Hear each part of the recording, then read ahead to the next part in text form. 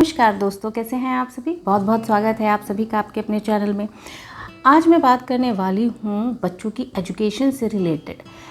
हमने कई बार बात की है कि बच्चों के कमरे में क्या रखना चाहिए, कौन कौन सी चीज़ें हमें प्लेस करनी चाहिए और किस तरह से बच्चों का कंसंट्रेशन इम्प्रूव हो, उनकी रिटेंशन पावर इम्प्रूव हो। ऐसी कुछ चीज़ें जो हमें अपने कमरे में प्लेस करनी चाहिए। बट इसके अलावा ऐसी भी कुछ चीज़ें हैं जो आपको ध्यान देनी चाहिए कि जब आपका स्टडी रूम आपने बनाया है तो आपका बच्चा किसी और जोन में तो नहीं पढ़ रहा, या क्या क्या नहीं करना चाहिए उसके बारे में बात करेंगे। जो सबसे इम्पॉर्टेंट और सबसे पहला पॉइंट है, क्योंकि आजकल बीम ज़रूर डलता है जो भी कोई आप बिल्डिंग बनाते हैं, तो आप इस चीज़ का ध्यान दें कि आपके बच्चे का जो स्टडी टेबल है वो बीम के नीचे तो नहीं है। तो पहला पॉइंट एंड इम्पॉर्टेंट पॉइंट कि आपके बच्चे का स्टडी टेबल या फिर बेड किसी भी कंडीशन में बीम के नीचे नहीं होना चाहिए।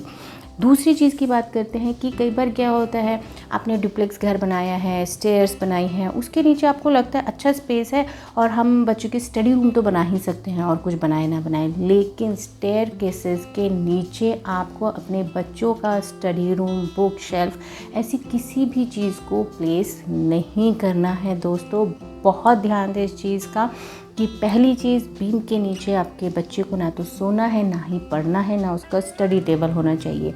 दूसरी चीज़, स्टेयर केस के नीचे नो स्टडी टेबल नहीं रखना है आपने। और इसके साथ ही मतलब कई बार लोग स्पेस के यूटिलाइजेशन के लिए सोचते हैं कि हम बुक शेल्फ बना देते हैं, एटलीस्ट वो काम आएगा। नहीं, आपको आपके बच्चों की बुक्स भी स्टेयर केस के नीचे प्लेस नहीं करनी है किसी भी कंडीशन में। ये था दूसरा पॉइंट। थर्ड पॉइंट जो है वो आपके जो बच्चों के जो हम स्टडी टेबल बनाते हैं वो हमें किस चीज़ की होनी चाहिए। तो वुड जो होता है, उसका जो एलिमेंट होता है वो सबसे अच्छा होता है, क्योंकि उसमें स्टेबिलिटी फैक्टर होता है वुड में। तो इसीलिए हम जो भी टेबल्स अगर इस्तेमाल करते हैं अपने बच्चों के लिए स्टडी के लिए, तो वो बेस्ट रहती हैं कि आप वुडन टेबल्स को ही इस्तेमाल करें। और आजकल एक जो बेड के ऊपर बेड टेबल्स चली हुई हैं, कई लोगों को मैंने देखा है, कई घरों में मैंने देखा है कि लोगों ने शुरू कर दिया है कि बेड के ऊपर बैठ कर के ही पढ़ाई शुरू करते हैं। ठीक है, कोई इश्यूज़ नहीं है, बट जो चीज़ जिस चीज़ के लिए बनी है ना, उस पर अगर आप वही काम करें तो वो आपके लिए, आपकी सेहत के लिए और आपके दिमाग के लिए ही, तीनों चीज़ों के लिए बहुत ज़रूरी होता है। क्योंकि हमारे ब्रेन को ना, एक सबकॉन्शियस माइंड को ये एक सिग्नल जाता है कि बेड सोने के लिए है। सो जब आप बेड पे जाएंगे तो आपको नींद आ रही है, आपको सोना है, आपको रिलैक्स करना है। अब आप उसको एक डबल सिग्नल दे रहे हैं कि बेड में सो भी रहा हूँ और बेड पे बैठ के मुझे पढ़ना भी है। तो in it self it will create a confusion in your mind. So better कि आप अगर स्टडी करते हैं तो उसके लिए एक प्रॉपर स्पेस होना चाहिए। तो उसके लिए आप अपने बच्चों को एक स्टडी टेबल ज़रूर दें, अपने ब्रेन को सिग्नल देने के लिए, एक राइट सिग्नल देने के लिए। क्यों सिग्नल्स दिए जाते हैं, तो ऐसे ही हमारे ब्रेन को भी एक सिग्नल मिलता है, हर एलिमेंट से, हर चीज़ से, ऑब्जेक्ट से हमारे ब्रेन को सिग्नल मिलता है। हमारे आइज़ उसको वो सिग्नल देती हैं कि कौन सी चीज़ किस पर्पज़ के लिए है। तो आप अपने बच्चों को एक स्टडी टेबल पढ़ने के लिए ज़रूर दें। उसके अलावा एक पॉइंट ज़रूरी है कि कई बार मैं देखती हूँ बच्चों को ना लो लाइट में पढ़ते हैं। लो लाइट में नहीं पढ़ना है, आपके पास प्रॉपर लाइटिंग होनी चाहिए।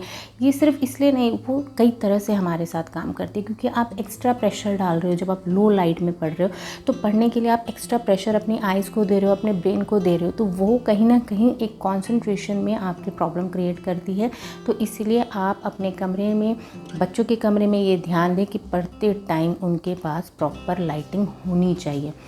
इसके अलावा मिरर की प्लेसमेंट किसी भी कंडीशन में बच्चों के कमरे में नहीं होनी चाहिए, क्योंकि जो मिरर होता है हम उसको वाटर एलिमेंट माना जाता है। वास्तुशास्त्र के अनुसार भी उसे एक वाटर एलिमेंट माना जाता है। तो वाटर कभी भी स्टेबल नहीं होता, उसमें हल्के वेव्स होते ही होते हैं।